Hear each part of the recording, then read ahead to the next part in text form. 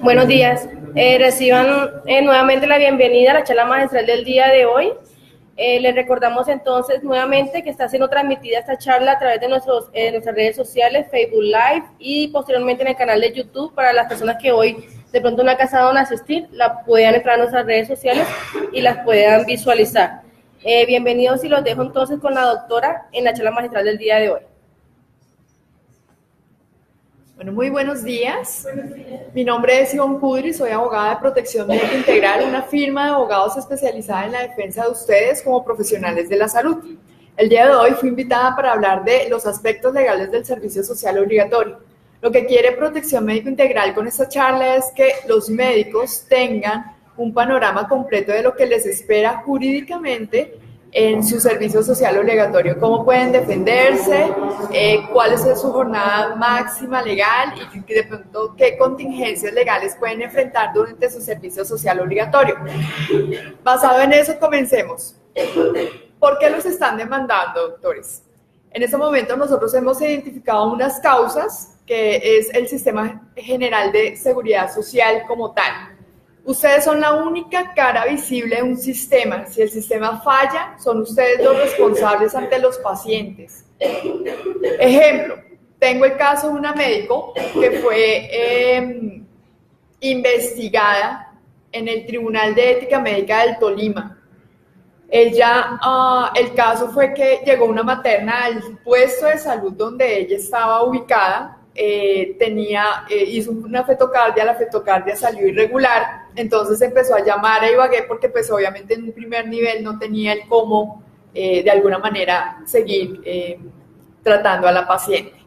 Llama a Ibagué se le demora, no, definitivamente después como de 4 horas le dice no tengo servicio, no tengo camas disponibles, empieza entonces Ibagué no, llama a Girardot tampoco, llama a la mesa, tampoco la mesa, finalmente se lo aceptan aquí en Bogotá. Cuando finalmente la médico va donde la paciente y le dice, conseguimos una cama en Bogotá, tiene que irse a Bogotá, la paciente llega y dice, no, yo para Bogotá no me voy. En ese orden de ideas, ella le dice, lo siento mucho, se va o su bebé se muere, es así de fácil. Entonces, en ese orden de ideas, ella acepta la remisión. Desafortunadamente, cuando llega a Bogotá, el bebé estaba muerto.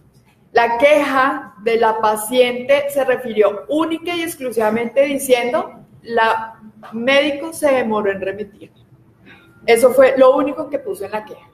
Entonces, por primera vez, en ese fallo del Tribunal de Ética Médica del Tolima, el magistrado, además de exonerar a la médico diciendo esa mujer hizo lo humanamente posible para conseguir una remisión, entonces no es justo que a ella se le castigue por esto. Ella no hizo nada, ella al contrario hizo todo lo posible, pero sí solicito investigar a la Superintendencia Nacional de Salud dónde estuvo la falla en el sistema. Porque fue el sistema, en ese caso, el que falló, no la médico. Pero la médico, al ser la única que dio la cara, contra ella fue la queja. ¿Listo? Pacientes informados y conocedores de sus derechos. Me dicen los médicos, doctor, es que imagínese que el paciente se me sentó al frente y me dijo, Wikipedia me dijo que yo tengo esto, usted me tiene que recetar esto y mandar estos exámenes. Y se ponen bravos si ustedes no lo hacen. Entonces, en ese orden de ideas, la circulación de información sí efectivamente de alguna manera es importante. De alguna manera ya los pacientes conocen más de sus enfermedades, pero también les da a ellos o se creen con derecho para decirle al médico cuál es el criterio que deben acoger con ellos. Pensar que las demandas contra los médicos son un muy buen negocio económico, sí, desafortunadamente todavía hay la creencia en Colombia que los médicos ganan bien. Y pues no, a ustedes les cuesta muchísimo conseguir lo que consiguen.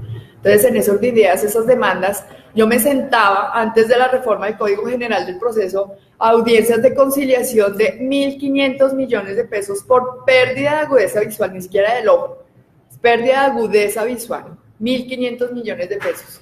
En estos momentos son demandas de 600 y 700 millones de pesos, una demanda de negligencia médica. Entonces, en esa línea sí, son demandas que efectivamente de alguna manera son lucrativas económicamente para los demás abogados. Carencia de recursos, eso lo van a ver muchísimo en el servicio social obligatorio. Rurales que me dicen, doctora, no tengo guantes, no tengo gasas, no tengo suero. Entonces, en ese orden de ideas, eso genera contingencias legales para los médicos. Multiplicidad de turnos y horarios de trabajo. Eso en los rurales se ve muchísimo, doctores. O sea, ustedes a veces son los únicos médicos en cientos de kilómetros a la redonda y ustedes es el único médico o personal asistencial en salud que puede ver una población muy grande en ese municipio o en esa zona donde ustedes van a estar.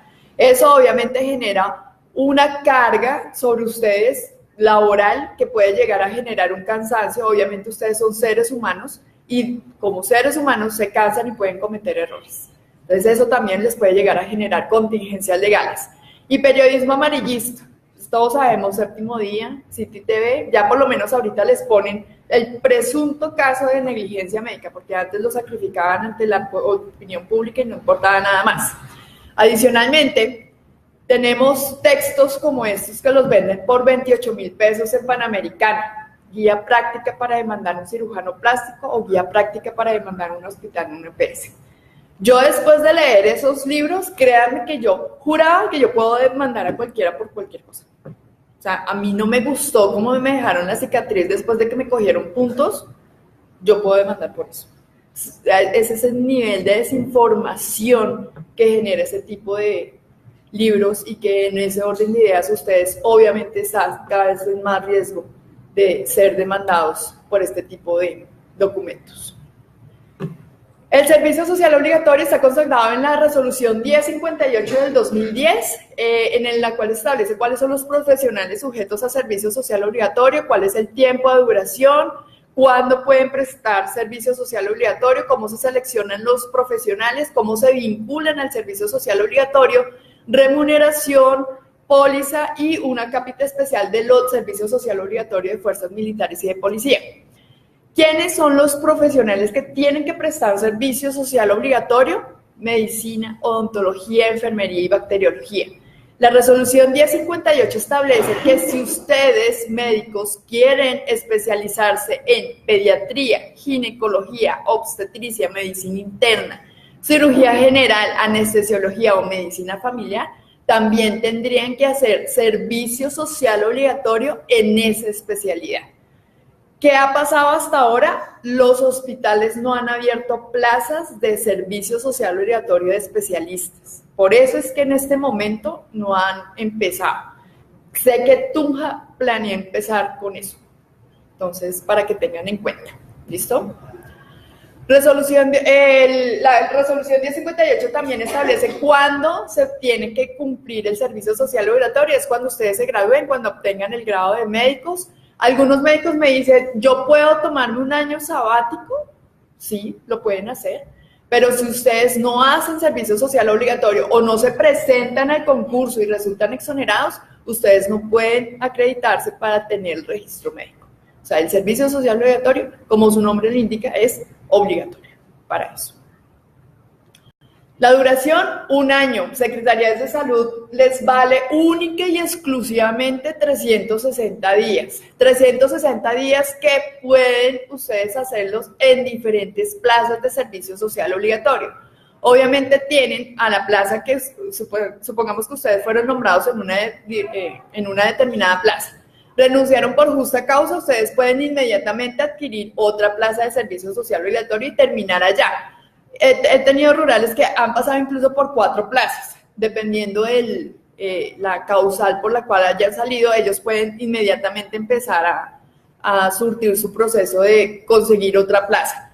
Si ustedes renuncian a la plaza de servicio social obligatorio sin una justa causa, los sancionan 6 meses para volver a inscribirse a concurso y de esa manera poder acreditarse en otra plaza de servicio social obligatorio. Excepción en este momento de plazas de servicio social obligatorio de 1 año, solamente con el proceso de paz, ustedes saben que se generaron unas zonas especiales donde llegaron los exguerrilleros cercanos a ciertas poblaciones. Los hospitales que atienden esas zonas especiales para atender esos exguerrilleros tienen plazas de servicio social obligatorio de 6 meses. Es la única excepción. Es la única manera que ustedes presten un servicio social obligatorio menor a 1 año. La licencia provisional. En el momento que ustedes firman el acta de posesión como servicio social obligatorio, inmediatamente la ley crea una ficción jurídica que es la licencia por la cual ustedes pueden ejercer la medicina sin tener un registro médico. ¿Qué pasa? Varios rurales me llaman y me dicen, doctora, es que imagínese que yo acabo de firmar el acta de posesión y me dice, recibí extrañamente una llamada de un gerente de una IPS privada y me dice, le pago lo mismo que le están pagando en su servicio social obligatorio, pero usted en su compensatorio hágame consulta externa. Si ustedes aceptan eso, eso es ejercicio ilegal de la medicina, porque la licencia que le da la ley, la 1058, para ejercer la medicina es única y exclusivamente en la plaza de servicio social obligatorio. Si ustedes se ponen a hacer esos favores o a intentar ganar más dinero por ese lado, están cometiendo un delito y si algo pasa con alguno de esos pacientes, le ponen una queja, perfectamente pueden terminar en la fiscalía. La selección de los profesionales, en esta resolución establecían que había una convocatoria pública, había un reporte de plazas, una publicación de plazas, un sorteo y finalmente una publicación de resultados, pero esto ya más adelante vamos a ver cómo fue modificado para todos los profesionales. La inducción es un requisito necesario y que trae la resolución 1058 porque para el rural es importante que se conozcan ciertos aspectos del servicio social obligatorio donde van a ejercerlo.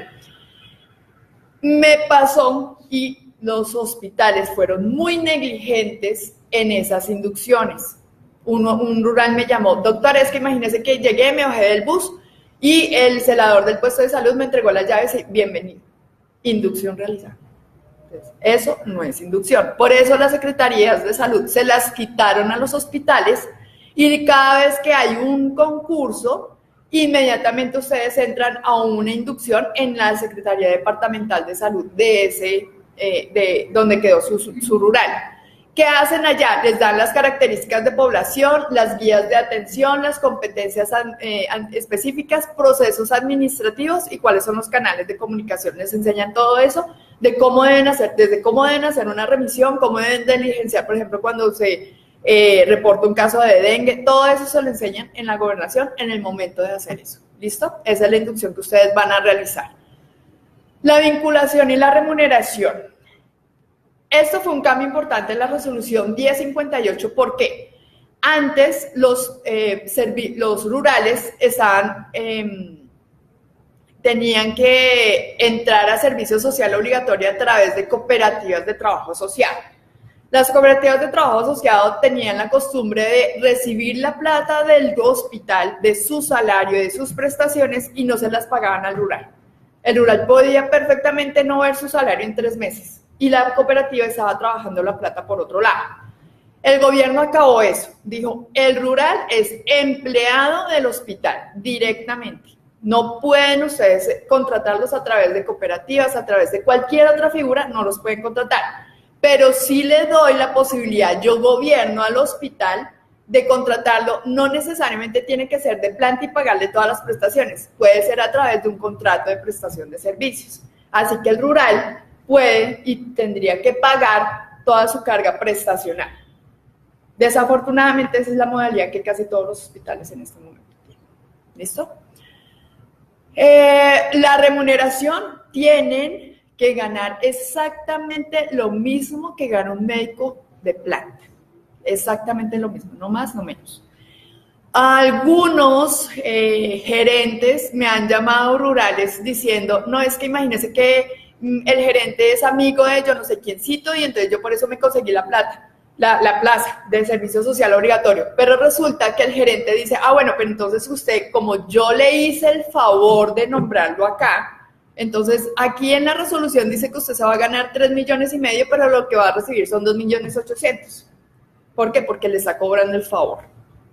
Entonces, en ese orden de ideas, eso es alguna práctica y lo sé porque me han llamado rurales que le hacen eso los gerentes, que hacen los favores de la asignación a dedo. Ya vamos a ver cómo un gerente puede llegar a asignar a dedo un rural. Y adicionalmente a eso, ustedes ganan exactamente lo mismo. Y adicional tienen que firmar una póliza de responsabilidad civil. ¿Qué pasa? Rurales me han llamado, o médicos generales me llamaron, me dicen, doctor, es que imagínese que yo hace 4 años hice mi servicio social obligatorio y me llegó un citatorio para presentarme a un juzgado administrativo porque el hospital me inició un proceso a mí. Resulta que el médico del servicio social, ese médico general, durante su rural atendió a un paciente. El paciente dijo, a mí me generaron un daño y demandó al hospital. El hospital no llamó al rural en ese momento, sino que él se defendió solo. Desafortunadamente hay algunos hospitales públicos que tienen fama de defenderse mal y resultó condenado ese hospital. Entonces el hospital, la Constitución de 1991 obliga a los gerentes de los hospitales que si yo, hospital, pagué una indemnización, tengo que perseguir al funcionario que hizo que yo tuviera que pagar esa indemnización. Por eso el médico resultó demandado por el hospital. 4 años después le tocó vender lo único que había conseguido, que era un carro, para pagar la indemnización. ¿Listo?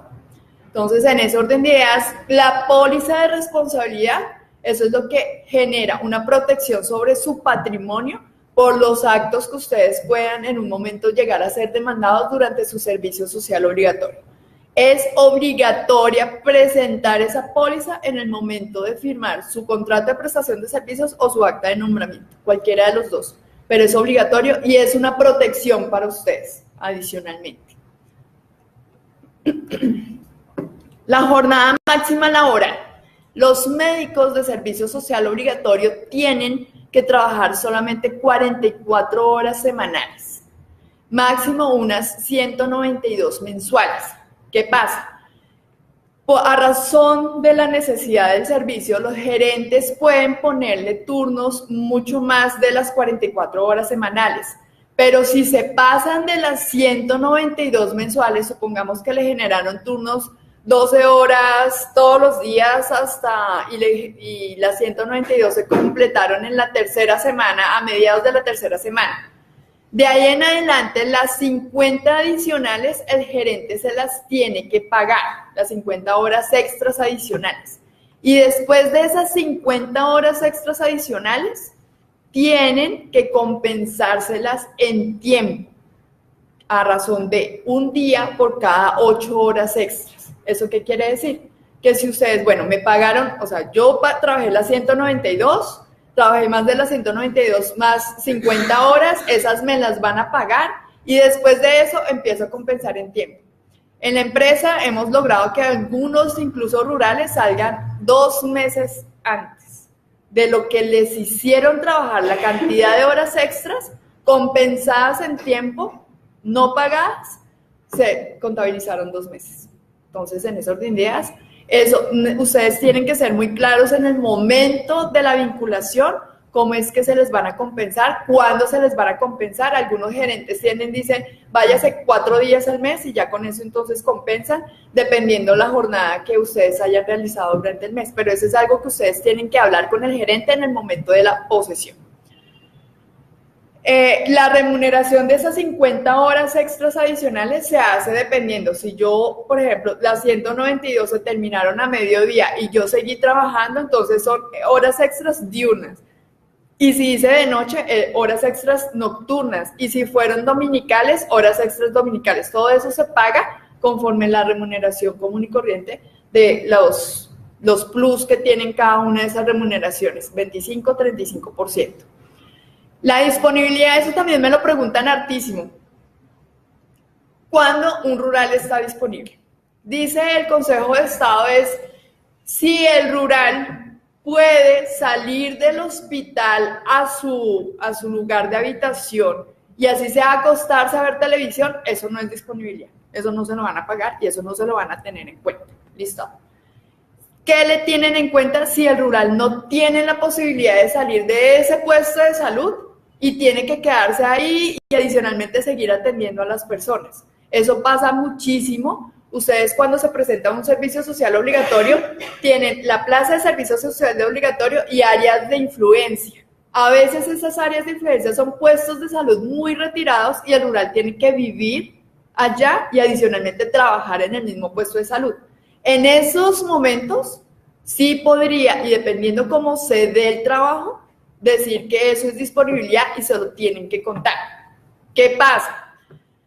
Cuando ustedes salen a una remisión, eso también es para que lo tengan en cuenta, y un consejo: cuando ustedes entren a plaza de servicio social obligatorio, miren si efectivamente hay algún libro o alguna lista o algo donde ustedes puedan establecer a qué hora salió con el paciente de remisión y a qué horas volvió sin el paciente, pues de la remisión como tal.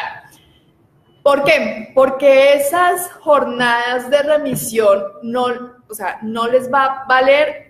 Por ejemplo, si ustedes estuvieron en su casa viendo televisión y estaban de disponibilidad y no los llamaron, eso no se lo van a valer. Pero supongamos que estaban de disponibilidad, los llamaron a remisión, desde el momento en que usted se monta en la ambulancia y se va, cuenta como jornada laboral. Regresan, eso es horario contabilizado para que ustedes tengan en cuenta dentro de su jornada máxima laboral y para todo lo que dijimos de horas extras y demás. ¿Listo? Entonces, por eso es importante seguir como una planilla o establecer un libro en los cuales ustedes salí con fulanita de tal a tal hora, regresé de esa remisión a tal hora. Eso es importante hacer. ¿Listo? En la capita de servicio militar y fuerzas de servicio social obligatorio en fuerzas militares y de policía es que ellos tienen sus propias reglas y tienen unos plazas especiales como tal. ¿Qué dijo tanto los militares como la policía? Nosotros acogemos la resolución 1058, pero nuestra convocatoria es totalmente independiente y diferente. Consejo para estas plazas de servicio social obligatorio: son plazas que necesita el rural entender que es la vida militar y que es una vida de policía, porque es lo que van a vivir en esa plaza de servicio social obligatorio. Si no están acostumbrados a ese tipo de vida, les aconsejo porque me ha pasado que rurales no aguantan más de 3 meses. Dicen, no, yo no me aguanto este tipo de vida, y en ese orden de ideas quieren salir. Son rurales que van a bases militares, tienen que atender toda la aprobación de la base militar, a veces no salen de esa base en 3, 4 meses. Entonces eso a veces choca mucho con el rural, y por eso de alguna manera, pero pagan bien y muy cumplido. Entonces tiene sus plus y sus contras. Bueno, la resolución 2358 del 2014. Esa resolución es la que estableció cómo se nombran ahora los rurales. Hay 4 sorteos en el año y lo realiza el Ministerio de Salud. En febrero, abril, mayo, julio, agosto, octubre y noviembre, enero. Hay unos criterios de priorización súper necesarios para el ministerio. ¿Por qué? Es que muchas veces, y eso pasaba mucho cuando el concurso se realizaba en secretarías de salud, era que pues estaba la niña que estaba embarazada, o el que había sufrido, la familia había sufrido secuestro justamente donde lo iban a remitir. Entonces, todas esas características especiales de cada uno de los servicios sociales obligatorios, el ministerio los tiene en cuenta. Y esos son criterios de priorización que más adelante vamos a ver cómo tienen que chulearlos, por así decirlo, en el formulario. Mujeres cabeza de familia, mujeres en estado de embarazo, discapacidad, víctima de conflicto armado. Finalmente hay una convocatoria, hay un reporte y publicación de plazas, hay una inscripción de profesionales, una validación y publicación de los profesionales y finalmente una asignación. La convocatoria para todos los que tienen que hacer servicio social obligatorio, necesariamente son los que se tienen que inscribir. ¿Qué pasa con y algo que aquí quiero hacer prelación es lo siguiente? Cuando un hospital quiere acreditar una plaza de servicio social obligatorio, tienen que cumplir con unos requisitos.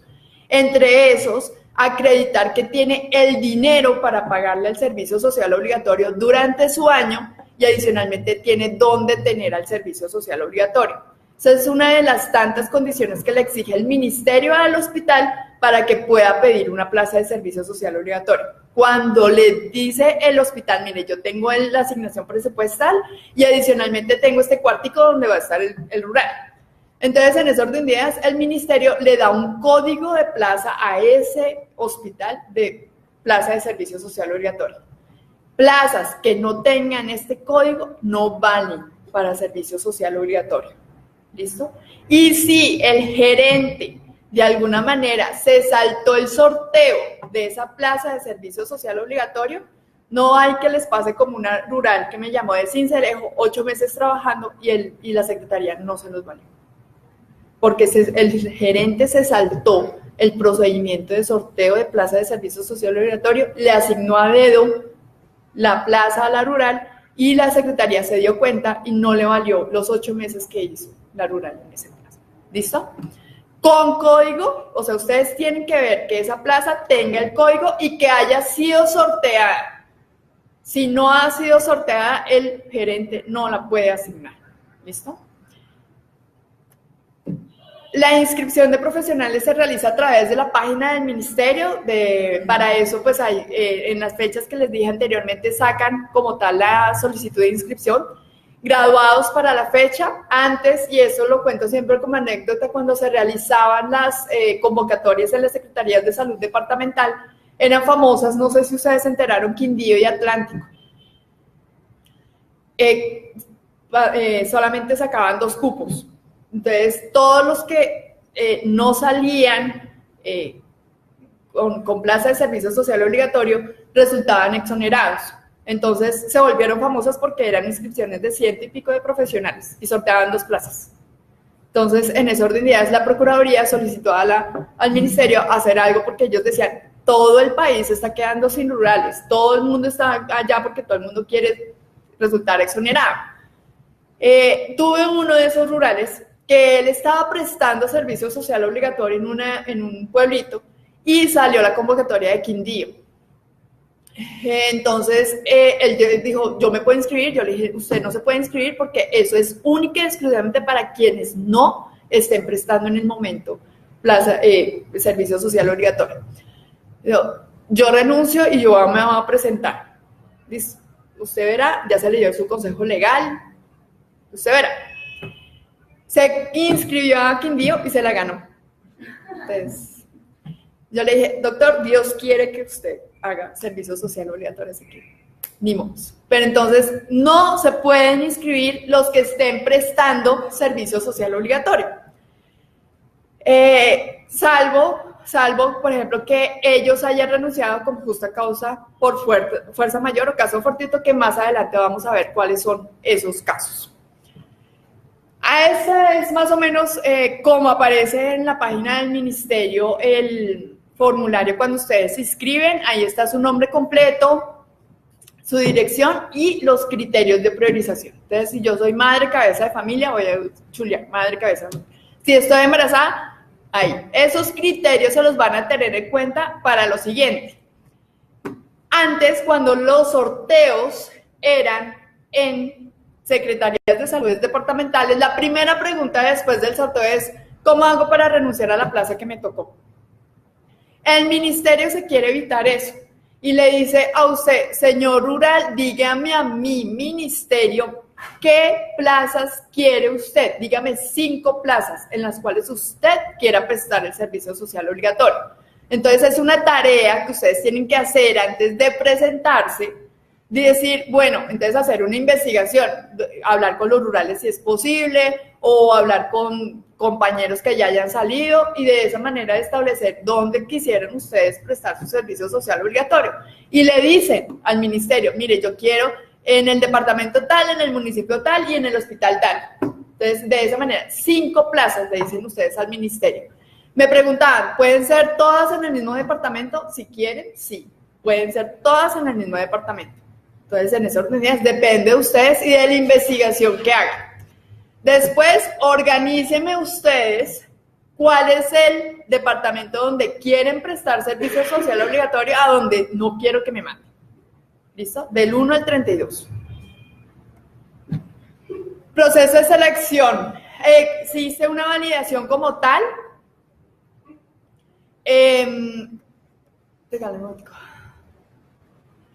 Existe una validación. Después de que ustedes se inscriben, se cierra la inscripción, existe la validación y después ustedes, si aparecen los listados como tales, ustedes se inscribieron a estas plazas, Si ustedes no están de acuerdo con lo que sale publicado en el ministerio, tienen 3 días para objetar. Si después de esos 3 días no objetaron, la inscripción se quedó tal cual ustedes la vieron reflejada en el ministerio. ¿Listo? No aparece. Bueno, ahí se mostraba la foto de cómo aparecían los listados ya publicados. Simplemente es Antioquia, la cédula, la plaza en la cual quedó efectivamente asignada. ¿Cómo se hace el sorteo? Simplemente literalmente sacan papelitos. Hay un comité como tal que se escoge de entre los que se inscribieron como tal, uno de medicina, uno de enfermería, uno de odontología, y ese comité es el que verifica que el concurso se haya realizado como se tenía que realizar. Las secretarías de salud del ministerio realizan el concurso, sacan los listados y las secretarías de salud le avisan a los hospitales quiénes quedaron asignados a esa plaza de servicio social obligatorio. Pero ojo, si ustedes quieren la plaza a la cual fueron asignados, les recomiendo que adicionalmente ustedes mismos llamen a la gerencia del hospital y digan, yo voy a aceptar la plaza de servicio social obligatorio, porque algunas gobernaciones o algunas secretarías de salud simplemente no hacen eso, no hacen el reporte. Entonces, en ese orden de ideas, lo que el gerente llega y dice, a mí nadie me avisó, aquí nadie, yo no supe si el rural iba a venir o no, entonces yo pude asignar a D. ¿Listo? Entonces, si la quieren, llamen al hospital, mejor. La resolución 6357 del 2016, las causales de exoneración de servicio social obligatorio. Básicamente es esa resolución. También establece lo del rural para los 6 meses, lo que les había comentado en las zonas especiales donde los exguerrilleros se están concentrando. Esas plazas de servicio social obligatorio tienen 6 meses nada más de término de duración. Cuando el gerente puede asignar a dedo directamente la plaza de servicio social obligatorio, cuando no aceptaron la plaza o cuando el rural renunció a la plaza. En ese momento puede el gerente asignar a dedo, pero esa plaza tuvo que haber sorteado todo lo que es el proceso del concurso, de la asignación y todo eso. Si esa plaza no, si el gerente, porque entonces lo que el ministerio quiere evitar es que los gerentes saquen esas plazas, se las reserven a ciertas personas y volvemos a lo de antes. Conseguir un servicio social obligatorio era casi imposible. Entonces, en esa orden de ideas, lo que quiere evitar el ministerio es, la plaza salió sorteada, no aceptaron, ahí sí gerente asigna a dedo a alguien, porque usted igual necesita prestar el servicio. Causales de exoneración. Servicio social obligatorio prestada en cualquier otra área de la salud. Supongamos que una enfermera estudió medicina, entonces ella como enfermera prestó servicio social obligatorio, ya como médico no tiene que prestar servicio social obligatorio. Servicio en el social obligatorio en el exterior. Sé que los de Cuba hacen servicio social obligatorio, ellos no tienen que venir a prestar servicio social obligatorio acá. Servicio militar obligatorio, y eso sí fue muy claro en el ministerio. Antes la resolución 1058 decía libreta militar de primera categoría, pero esas se podían conseguir. Entonces lo que dice el ministerio es quien haya prestado efectivamente el servicio militar tiene derecho a la exoneración. Nadie más. ¿Listo? Posgrados de área de interés fuera del país. Todavía estoy a la espera de que me digan cuáles son los posgrados de área de interés. O sea, todavía el ministerio no lo sabe, pero pues estoy a la espera de que me digan cuál es esa, justamente. Y lo que más les interesa, fuerza mayor o caso fortuito de violencia. Casos en los cuales el ministerio o las secretarías de salud han dicho que sí a la exoneración de servicio social obligatorio. Una rural va está en su casa por la noche y recibe una llamada que por favor se remita de manera urgente, que hay un paciente que necesita su atención en el puesto de salud. Ella llega, se para, yendo hacia el puesto de salud, 2 hombres intentan violarla. Ella queda con secuelas psicológicas. Entonces, ella solicita inicialmente la exoneración la Secretaría Departamental se la niega, interpone tutela y la Corte Constitucional se la concede. Entonces, en ese orden de ideas, de ahí en adelante, a quienes hayan sufrido un tipo de esa violencia, efectivamente están exoneradas. Caso. Resulta que un médico de servicio social obligatorio atendió a una señora que llegó muy grave al puesto de salud. No pudo hacer mayor cosa, la señora se murió. Él llega, bueno, los familiares ni siquiera quisieron hacer autopsia o necropsia, tampoco llamaron a fiscalía, medicina legal, nada de eso. Ellos dijeron, no se preocupe, ella estaba muy mal, lo sabemos. Listo, él hizo el papeleo, salió de turno a las 7 de la noche. Listo, salió para su casa a las 8 de la noche, él estaba muy tranquilo viendo televisión, cuando de pronto le golpea y es el gerente. Le dice, me hace el favor, empaca sus cosas ya. Resulta que la señora que se había muerto era la querida del jefe guerrillero de la zona. Y había sido él nombrado objetivo militar. Entonces, le tocó al gerente sacar al rural, a la capital del departamento, y que él mismo cogiera vuelo para Bogotá. Y, o sea, eso fue en un lapso de casi 6 horas. Porque lo habían nombrado objetivo militar. Ese rural fue exonerado del servicio social obligatorio. Caso. Una rural también fue enviada ya a un puesto de salud como a 1 hora del municipio y ella estaba con la auxiliar y el vigilante del puesto de salud. El vigilante del puesto de salud intenta propasarse con la rural. Entonces la rural, ¿qué le pasa? Usted está loco, que no sé qué, pues, abusivo, bueno, en fin. Llama al gerente y le dice, acaba de pasar esta situación, yo en ese puesto de salud no me voy a quedar. Y el gerente, usted a mí no me deja tirar el puesto de salud, ustedes de ahí no se van. Sí, es fácil. Me llama a mí, me hace el favor, se va ahí mismo, se va para el pueblo, pone denuncia penal y con la denuncia penal va a donde el gerente, a ver si es que no va a hacer nada. El gerente, es el colmo que me haya dejado tirada a la plaza, el colmo. Entonces, en ese orden de ideas, ella ahí mismo renunció y se fue y solicitó exoneración. El gerente pasó carta a la gobernación diciendo que era el colmo que lo hubiera dejado a la plaza, tirada a la plaza de servicio social obligatorio y que por favor la sancionara.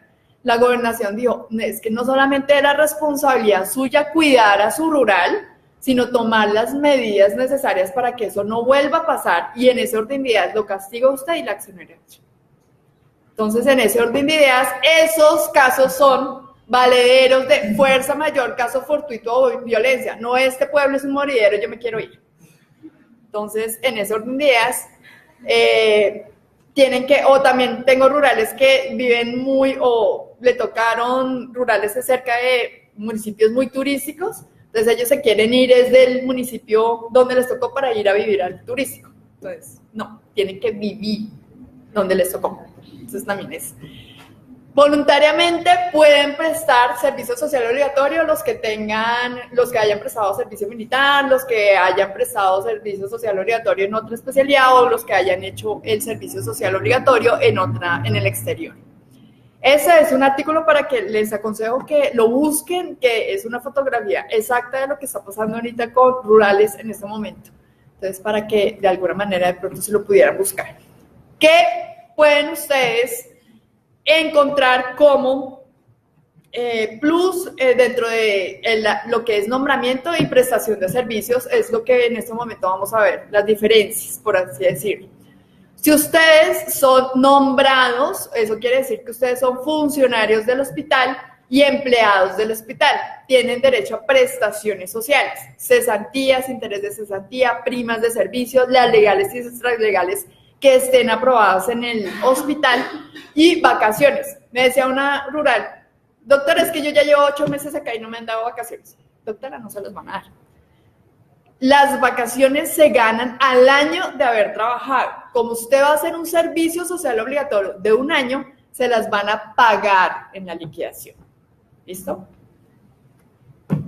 A ustedes les van a descontar si son nombrados todo lo que tiene que ver con salud, pensión y ARL y para fiscales.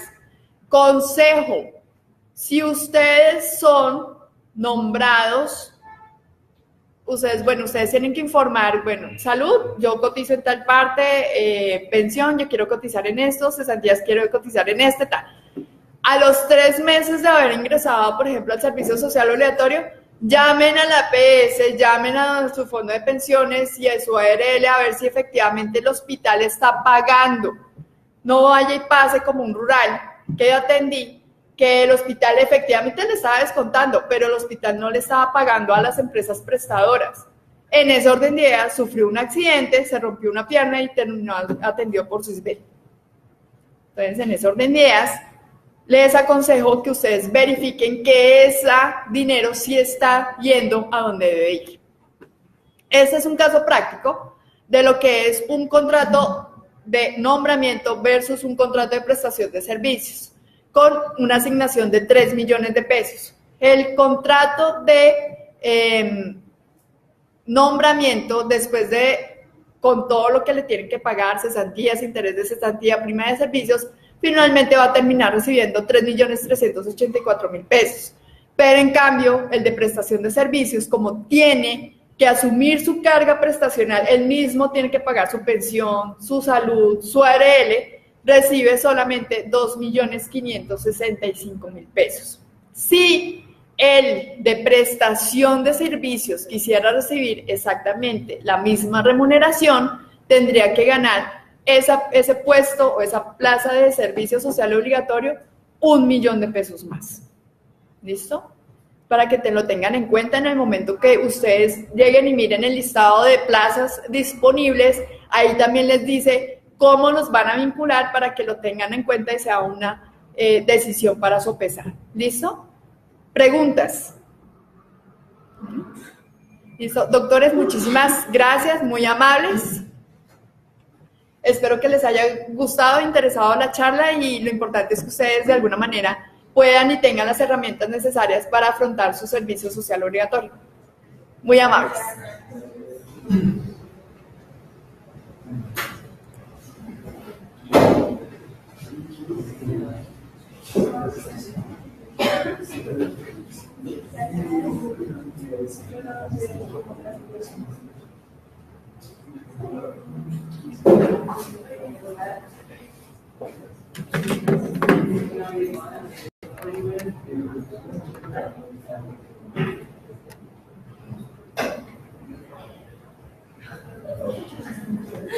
Listo.